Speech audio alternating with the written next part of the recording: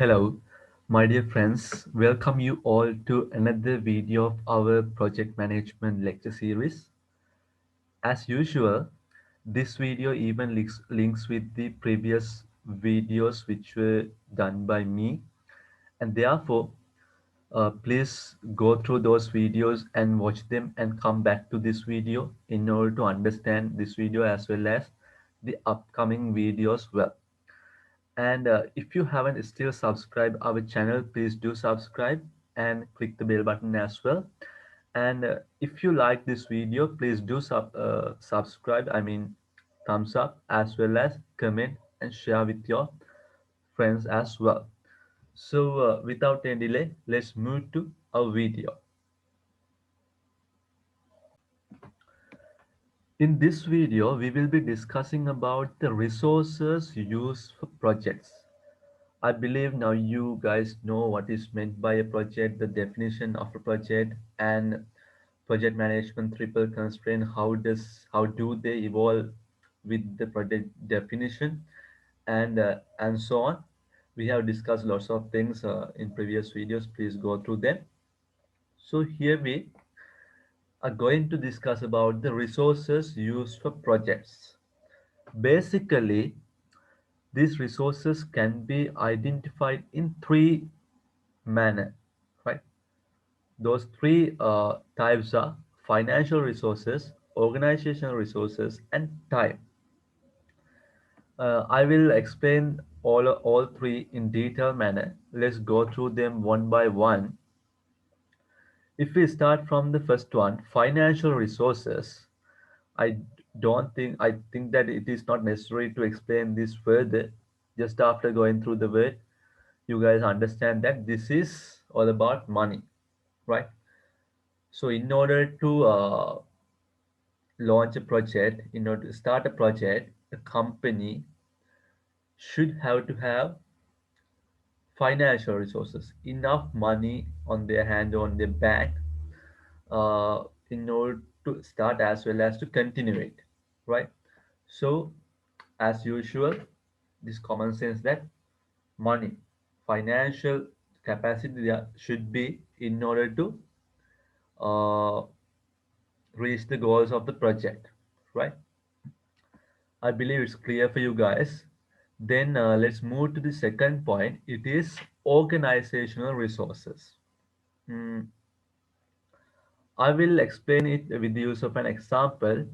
Let's say there is a hotel group called X. You can have the name as X, and it is having hotel projects all over the Asia, and they are hoping to put up a hotel, a five-star hotel in Sri Lanka as well, in order to get their domination, in order to uh, reach, in order to move to the market of Sri Lankan tourism industry, right?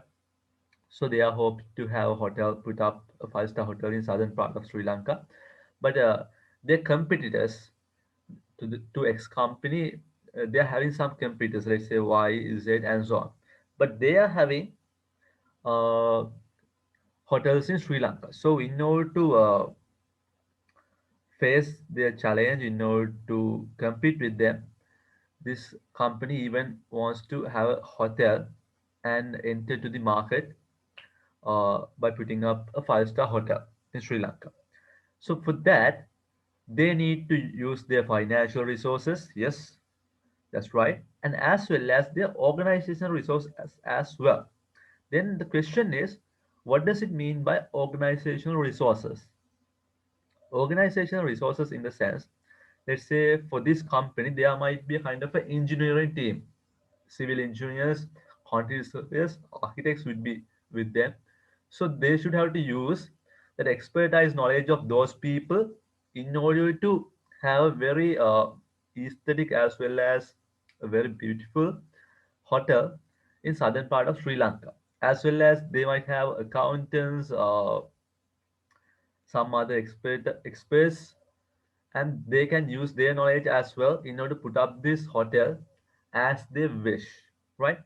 So simply, organization resources in the sense the people and rest of the resources the company, I mean, whatever that organization is having other than financial resources.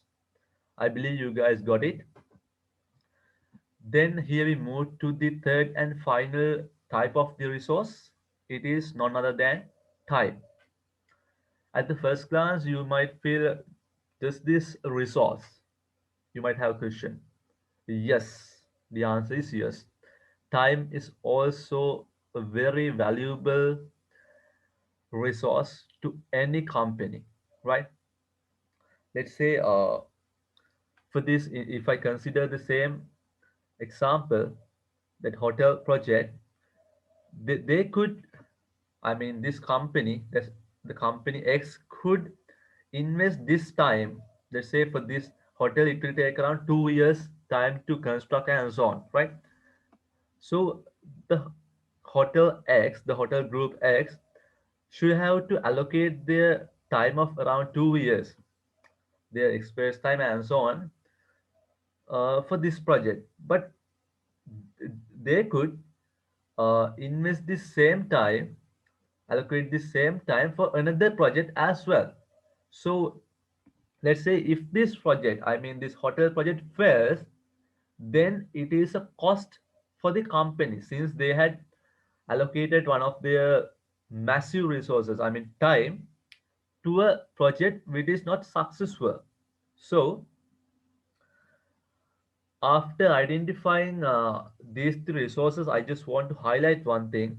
As the management, they should have to not just think once, twice, or four times, more than four times, even before investing their resources to a project, to a certain project. We will discuss about project portfolio management and so on in upcoming videos. But here I just wanted to highlight, as the management, they should have to think rationally before investing to a project. If they fail in that project, it would be a big mess to the company since you know that any field there are competitors, right? So let's say at the moment you are the market leader, but if you invest your resources, financial, organization, as well as time to a wrong project, if you fail it, most probably one of your competitors would overtake you. The reason is your money, your organizational resources and time you could invest for another project. All those resources you have invested for this project, so this, it would be a big cost for you guys, right? So this is one of the key areas I just want to highlight in terms of projects. As the management, once again I'm telling you, it is quite crucial to go through and analyze all the data and just think whether this project is in streamline with our company goals and whatever and so on things, right? So I believe you guys are clear with and having kind of thorough understanding about the resources used for projects. So we will move to our next video and go through another aspect of project management, right?